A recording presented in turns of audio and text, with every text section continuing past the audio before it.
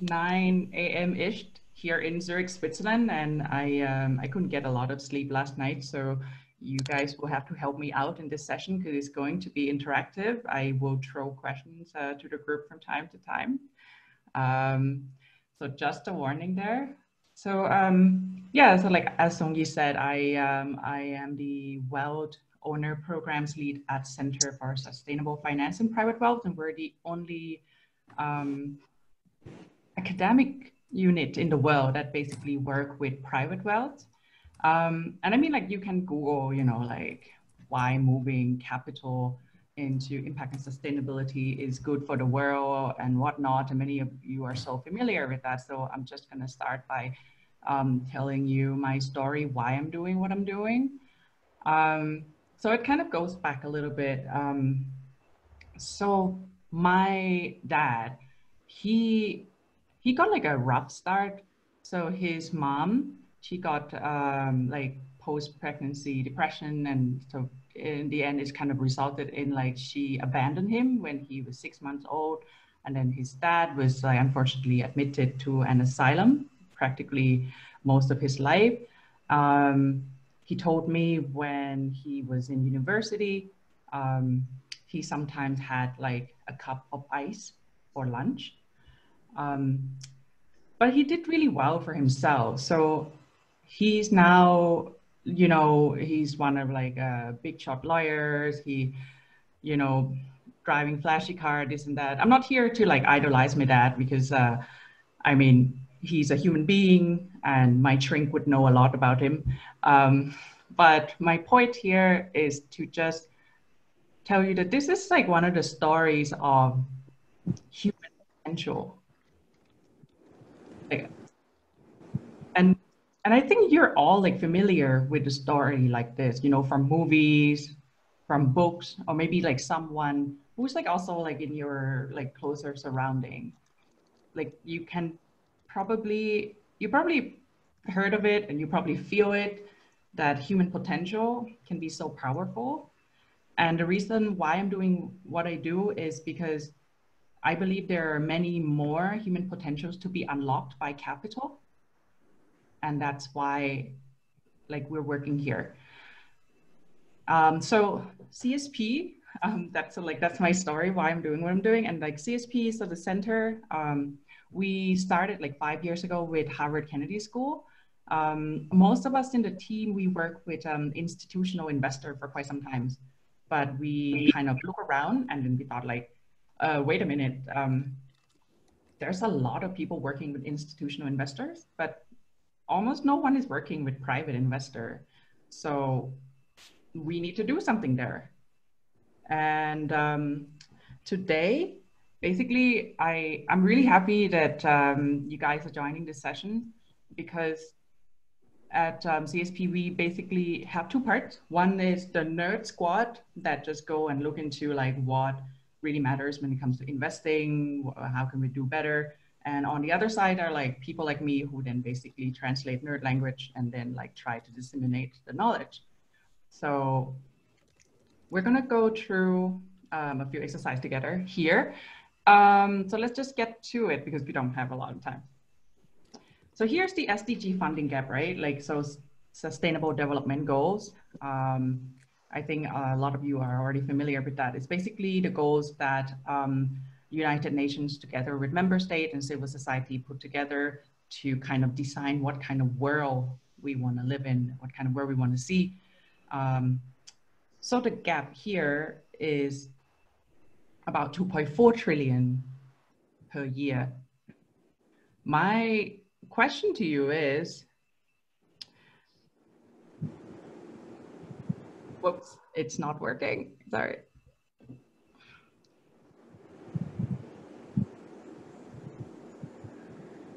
How much, yeah, now it's working, technology.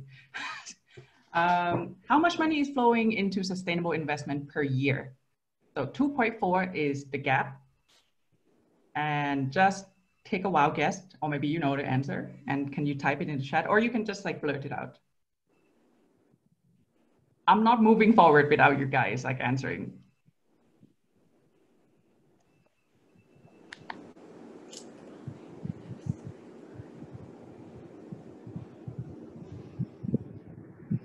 Do we have anything in the chat, Sungyi? Because I can't really see. Oh, you're muted. Yeah, we have a poll saying $150 to $200 billion, and Emirates saying a $1 trillion. Okay. So, and Unique is saying $500 billion. Uni saying $500 to $600 billion. Okay. All right. Actually, we have close to 4 trillion US dollar that is being labeled as sustainable investment. On the left is a SDG funding gap. On the right is what is being labeled. Now you might ask like, oh my God, like our job is done. Let's go home and celebrate, you know, like nothing to do anymore. But actually, like, obviously, if you look around, it's not the reality, right? So you might ask like, what the hell is happening here? Impact? Like what? You know, is it like for real? So this is the nerd part I mentioned about. So can sustainable investing save the world? So this is done by my colleague Julian, Florian, Falco, and Timo. And we've been featured in many prestigious like journal, and now also some website is getting picked up. So that piece aside, it's just like today I'm just gonna walk you through, you know, that dilemma, that paradox we saw before. So if there's like tons of million being labeled as sustainable investment, then what the hell is going on? So you're gonna learn what exactly is investor impact versus like companies impact. What can you do, like the mechanism? And then we're gonna do some exercise that basically you're gonna apply the knowledge that you learn and play some card games together. So next part, we're going to do some more question or polls again. So question number 1, does Tesla have a positive impact on climate? Yes or no? Just yes or no, like if you have to choose one. And Songyi, please help me with the chat if you can. You're muted. Songyi, you're muted. Oh, yeah. Lots of, okay. Yeah. Yes. How many yes? How many yes? 1, no? 3, 4, 5 yes to no. 6 yes to no. Ah, now I can see the chat. Yeah, yes, electricity generated clean energy. Oh, very good. Yeah, so this is like, yeah, like it's about like companies operation, right? So let's see question number 2. It's a bit trickier. So now the question is slightly different. Does buying Tesla shares, and I focus on the shares here, have a positive impact on the climate? Yes or no? Interesting. Here 1 no, 1 yes. There are more 2 yes, yes. Oh yeah, there are more yes coming in. Interesting. Okay, indirectly, okay. Oh, I love this shareholder engagement. Otherwise, no. Wow. I don't have to teach you guys anything. We can all go home. So, yeah, the thing is, you know, we can discuss, and there's like a lot of philosophy to think about, but the 2 main differences here is one part was about company impact. Like the first question was about company impact, right? And you can see why, like in this slide, so I don't have to explain to you. But on the share part, it's actually about investor impact. It's about your money. So company impact, the change caused by the company operation. Investor impact, the change in company impact caused by your money. It's different actually, and I will kind of go through this with you. So when you know, like how can you like basically have investor impact? So one way is you grow green companies, or the other way is to change brown company. So we're just looking at investor impact here, right? So good company, make it bigger. Or brown company, like companies that actually produce negative impact, make it greener. So that's just like 2 simple concepts. Then we can apply this to the mechanism, like what do we mean really? And I know this is like a lot of text, but we're gonna walk through it like just more as an exercise. So when you look at, so yeah, bear with me just a little bit. When you look at growing green companies, there's two main mechanisms. So grow new or undersupply capital market. It means put your money where they need it most. And then number two, provide flexible capital, pretty much like number one. And I'll go through it. That's why I'm going like very quickly through this slide. Then the promoting improvement, or like, you know, make brown company green. You either engage actively, somebody mentioned that. And the other thing you can do is to signal. So what we're gonna do now is basically, we're gonna look at what the research are saying, what are the evidence, like how effective it is. The second thing, what are requires to make it happen. And the last thing is, what are the limitations that you have to keep in mind. So first one, grow new or undersupply capital market. So good news is there's a clear evidence that this works. And what does it mean, right? Like requirement, company with a positive impact, then company whose growth is limited by external financings. So they can't, like, so impact, when you talk about impact, there are like spectrum.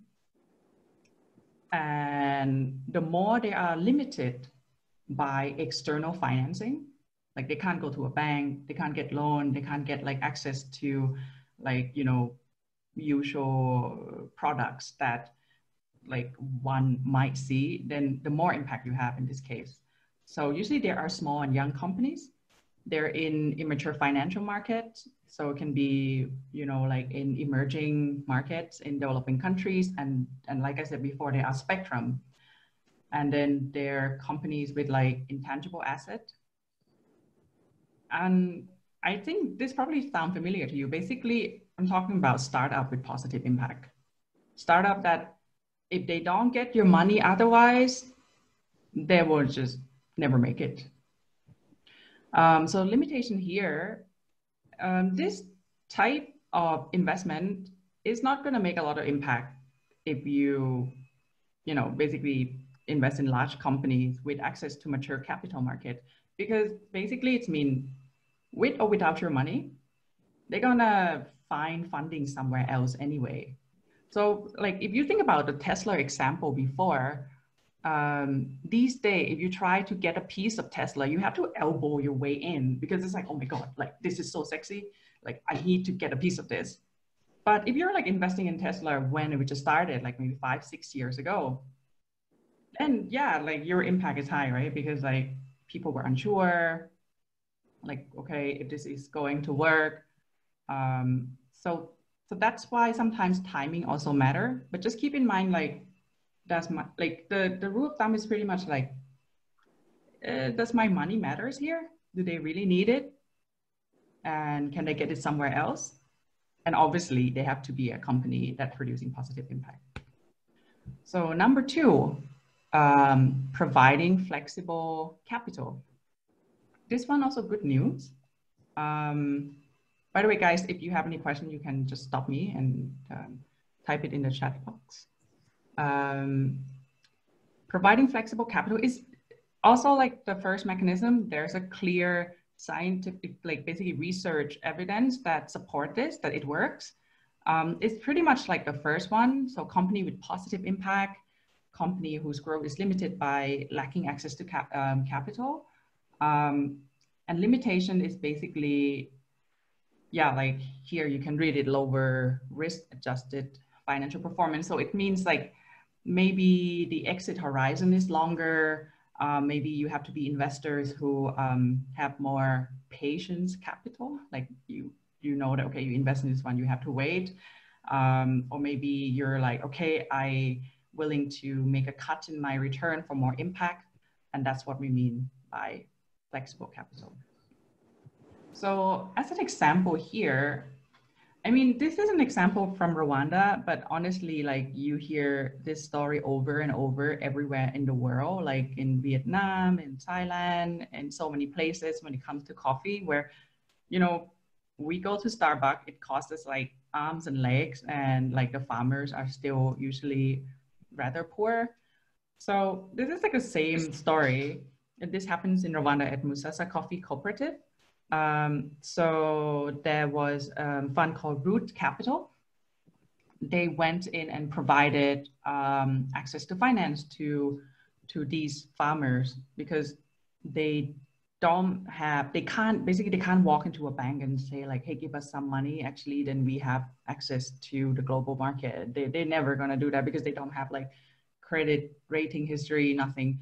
So Root Capital basically filled in that gap. So it's like a perfect example of, you know, mechanism 1 and 2. So you put your money where it matters most to companies that are doing like basically producing positive impact. Now, I want to pause a little bit and explain here, like mechanism 1 and 2 are usually for high impact, high risk entities. And obviously, you're not going to fill your whole portfolio with this. No one in their right mind would do that, right? You just can't. That's just the reality. So majority of your portfolio will actually be more like large company, liquid market. That would actually be the one that make up like a huge chunk in your portfolio. From my experience, like most investors have maybe 5 or 10 or maybe just up to 15 of these like high impact, high risk one. And the thing is, I would like to talk about the rest of your portfolio now, because it's quite important in terms of volume, and also because sometimes investor, they work with these like high risk, high impact companies, and they feel like, you know what, my job is done. But actually, no, you can do more. You actually really invest according to your values, and you can actually change the world by doing that. So now we're gonna look at the bigger part in your portfolio. Which is, sorry? Together, we'll see how that will go. The next, last but not least. Oh, I think I'm gonna mute Charlotte there. Sorry. Wait, did Charlotte, you try to say something? Songyi, you're muted as well. Yeah, Charlotte just joined and then she forgot to mute, so I just muted her. Okay. Sorry, I thought maybe she's asking something. Okay. Third one, I think somebody mentioned that we were talking about Tesla, like active engagement. So there's a clear evidence for this, that it works. The focus is more on obviously like low cost and easier to implement kind of improvement.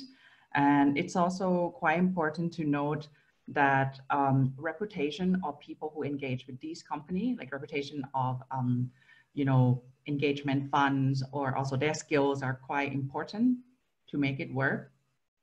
And the change obviously can be slow, like you most likely will not see the change in like a few, like 1 or 2 years. It might be like up to 5 years or more.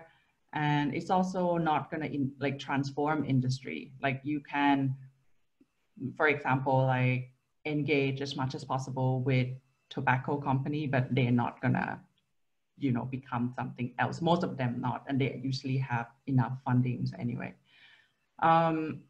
So the active engagement usually happens with mid-cap company, because like large size, what happened is that they get so much scrutiny, because if you say a word like Walmart or, you know, whatever, like other brand, Nestle, like you will, like these things that we're so, like we hear the brand every day, and also they're kind of in the focus of the media, and there's a lot more pressure on them.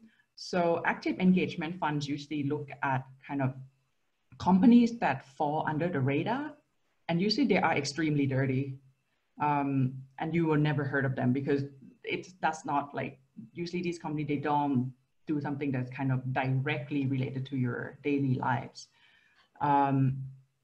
So an example here, there's a fund called Hermes, not a bag. Like I met some of them, like, you know, we were like, oh, we're gonna, God, like we have someone from Hermes coming to speak. And I'm like, oh my God, from the bag. And it's like, no, it's a fund.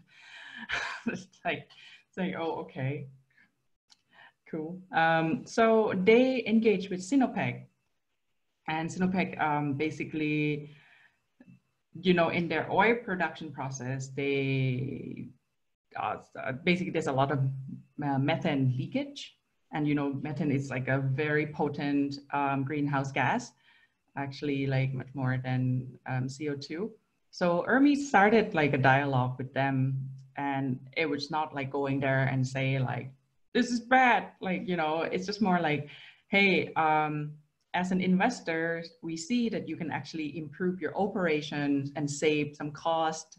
And by doing so, they launched a methane reduction program that saved about 440 million tons of CO2, which is like really a lot. I mean, there's two sides of the coins here, right? Because they're still going to produce oil products. So you can say like, okay, this is something that's also for some people it's acceptable, and for some people it's like, no, I want to divest in it. So it's really up to you. And speaking of divestment, I'm going to walk you to the fourth mechanism.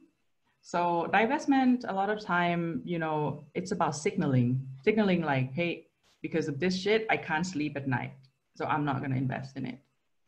And the thing is, it's like, it's a feel-good kind of thing, but the evidence to support that this has an impact is actually quite minimum. So you just think of it like, if you have like a card, right? And you're like, I don't want this anymore. Bam, you throw it away. Like take oil and gas industry.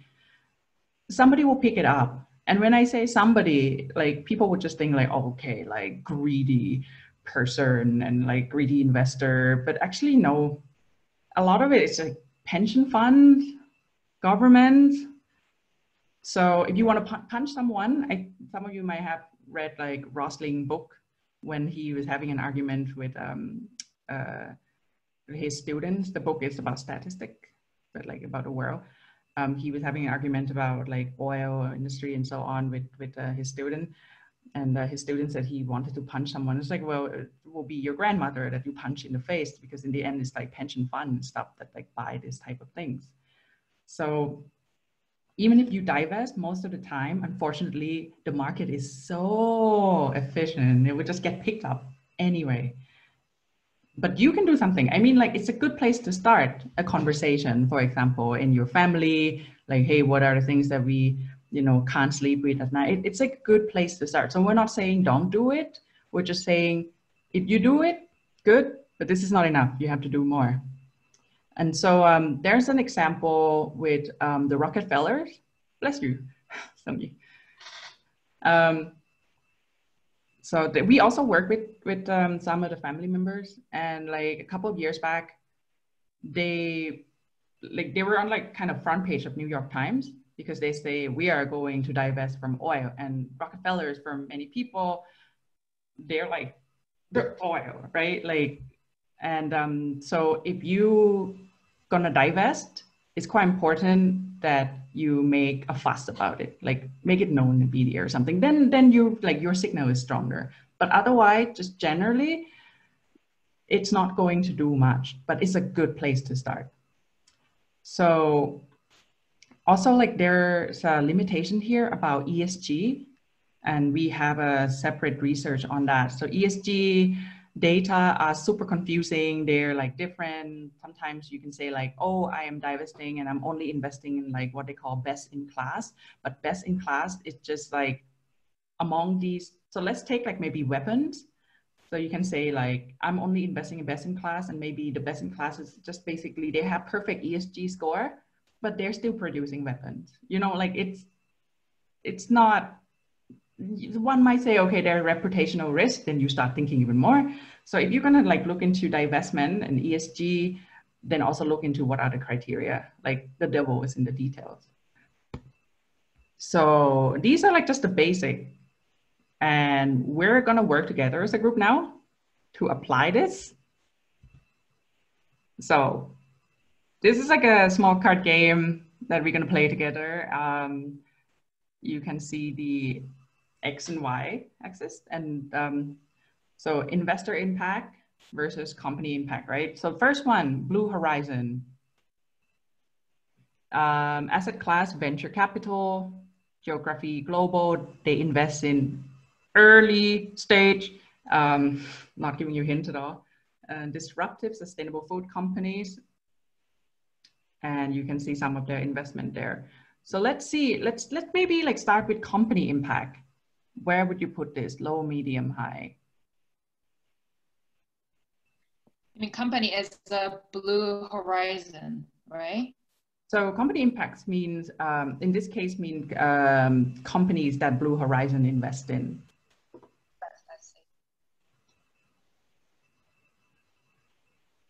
Am I right to say because they're investing at early stage, the impact for the company is higher than it would be at later? Yay! Yes, you get it. Yes, exactly. Like, go ahead. Sorry. No, I said go, Nick. Exactly. So the hint here is really about early stage. I mean, now you know Beyond Meat, Impossible Food. All these startups are like super known by now, but like they were investing in early stage. So what would that mean in terms of investor impact? Low, medium, high? I think we already covered it. But... High also, I'm assuming, because of the ROI that they've got from early stage investment. Yeah, so here, like, let me, wait, does it appear? Oh, sorry, yeah. So yeah, we put Blue Horizon as like high company impact because, as you know, meat and like carbon emission is like, it's actually as horrible as air travel and other things combined. So in terms of companies impact, it's extremely high. And in terms of investor impact, it's also very high because it was like early stage when Blue Horizon were like investing in these companies. Basically companies, they wouldn't get the money like easily otherwise. If you're trying to invest in Beyond Meat now, I'm like, good luck, like, right? Like, because everyone is, like I said before, they're trying to elbow in. In that case, should you still invest in it? Like, sure. I mean, like, think about your risk tolerance, right? But if you want to maximize your impact, then you put the money where it matters most. Maybe these startups are so popular already. Then look around. Who else are trying to make an impact here? And go to them and be like, well, you know what? We love the concept. You guys trying to change the system. You don't have the money. Here it is. Then it matters. And I put root capital here because of the example of the coffee cooperative earlier. So company impact here, we put it as kind of like medium to high because it's not going to disrupt, you know, the industry that much. But in terms of investor impact, it's even higher than Blue Horizon because these farmers otherwise have absolutely zero access to finance. So, interesting. Sorry? Did anyone say something? 이게 미쳤어. 어디? Okay. Sorry, Yeah. unmute participants there. Sorry, guys. But like, if you have something to say, just unmute and they just you know, speak up. So here, asset class, BlackRock, large cap, public equity, global, you know, equity security of sustainable energy companies. Their holdings are like First Solar, Vesta Wind System. So companies they're investing in are basically renewable, but at large scale. So maybe let's work at companies' impact first. Companies' impact, not investor impact. What do you think? the impact of the companies to the world? Let's just say like positive or negative, maybe easier.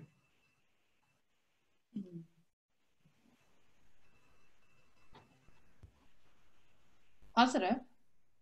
Yeah, it's actually like it's actually quite positive. Like these firms are, I mean, when I say positive, the devil is always in the details. So you have to really look into their operation and so on. But for the simplicity of the game here, we're just gonna, you know, focus on the aspects that they are producing renewable energy. But what about like investor impact? What do you think? Low. Why?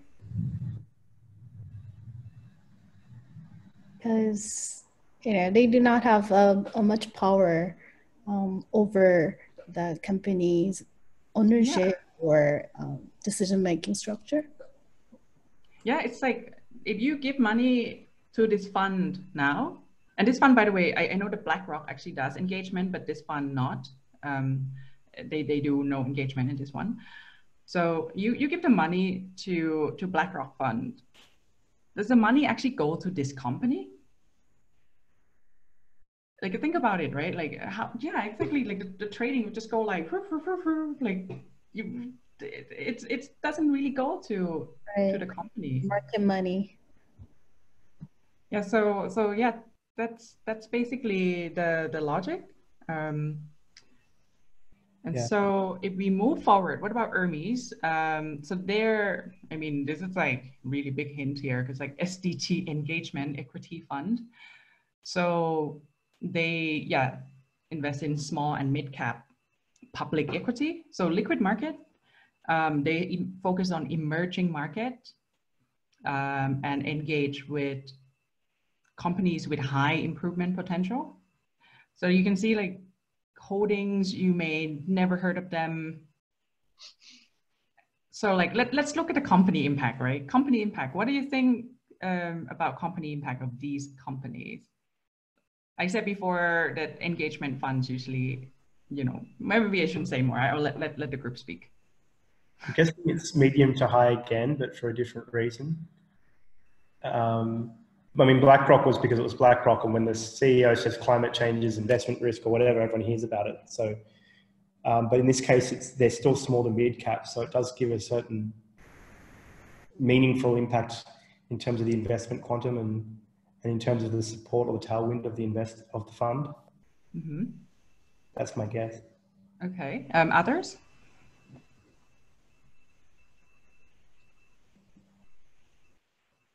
Help each other here, guys. It's fine. Like we're learning together. So actually like mid cap is actually, when you think about it, mid cap is like 2 billion to 10 billion. So when you say mid cap, it's not mid.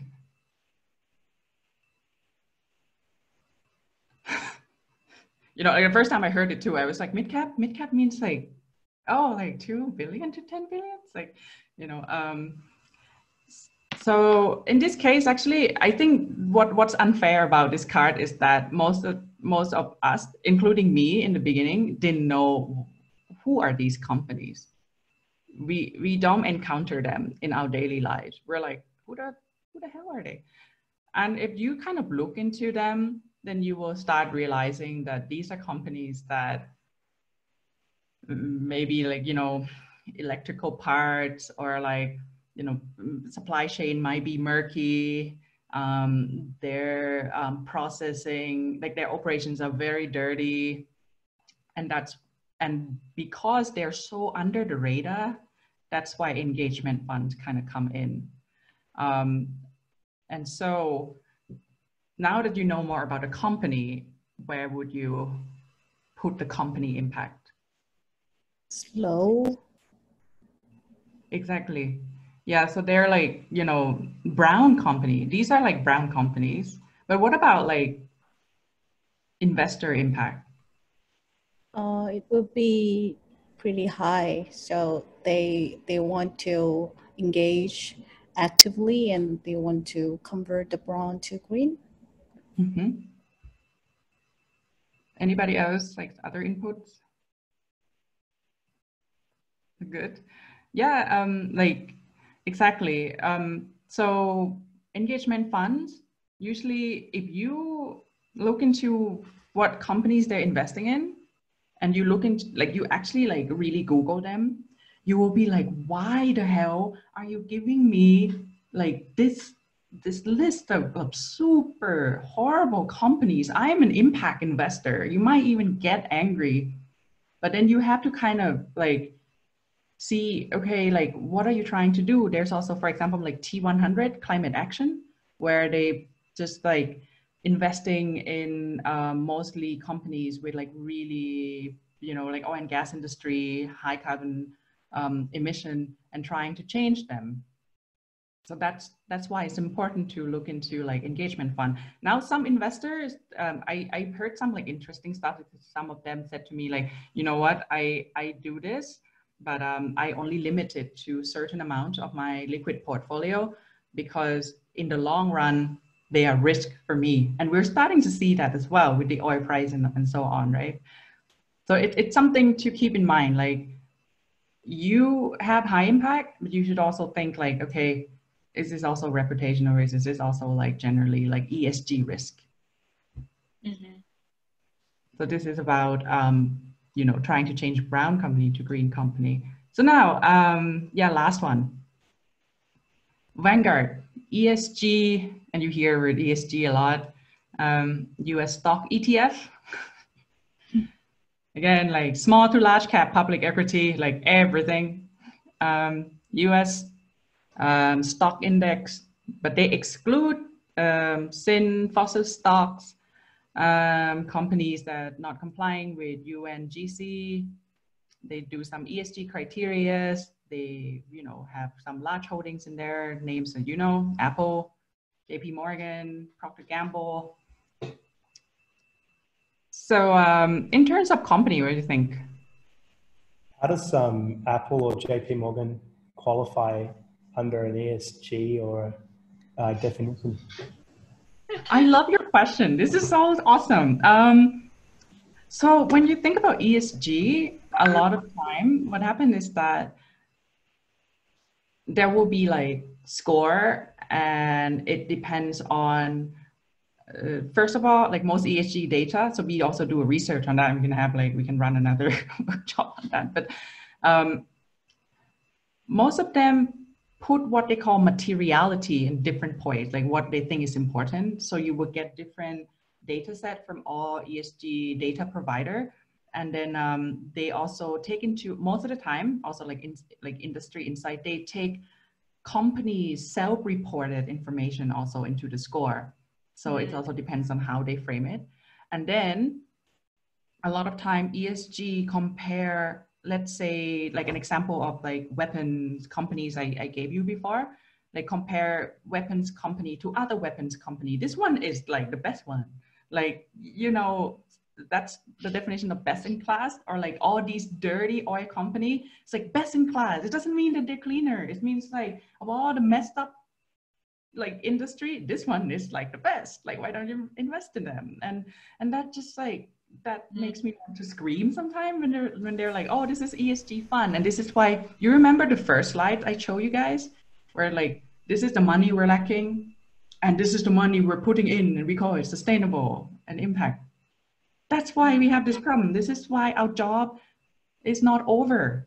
This is why an investor needs to understand what it is that actually makes real impact, and not just like, oh, it's called like ESG or like impact fund, I'll buy some of that. Like, that's why we're having this conversation today. So it's like looking at the good, but not looking at the ingredients. You know, you think it's exactly. Yeah. Because JP Morgan's found a way to, in its proxy statement, say it's an ESG better than, let's say, other, and so it's sort of found its way into the ETF. Yeah, and it's like, it just ESG score. They say ESG fund just mean like they have good ESG score. It doesn't really mean a lot most of the time. And I mean, in terms of company impact, like you can argue, right? Like you can say, okay, whoops, I went too quick. Yeah, some companies might be doing some good, some companies not so much. It's about the details. But in terms of investor impact, what do you think? Like just, oh yeah, I see, yeah, accepted already. Apple. So yeah, exactly. So like it means devils is in the details. So you can look into like what kind of ESG scores coming from, what are the qualitative data there? Because like when we say, like I'm not telling you to like ignore all the ESG score, but the problem is when you work with a fund, most of the time you're like how like your advisor pick a fund, it's just more like, okay, I'm just gonna pick from AAA plus only, and then that's it. Like we're not gonna look into details. So if you're an investor, also ask your financial advisor, hey, what criteria are you using? And then also think of it, is it aligned with your value? Is this enough? What do you actually want? So, and this is also about like how you maximize your money, right? Like, so if you want to change the world, you can do this. I'm not saying that you should not have this like Vanguard fund in your portfolio, but if you're thinking about, hey, I want to make my portfolio like with maximum impact, then you can also like explore other options a little bit. So here, what about investor impact?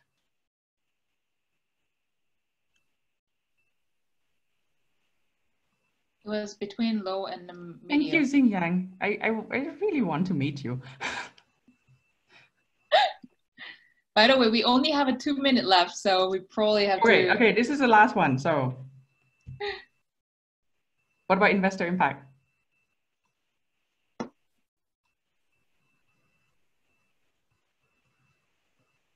Do they need your money?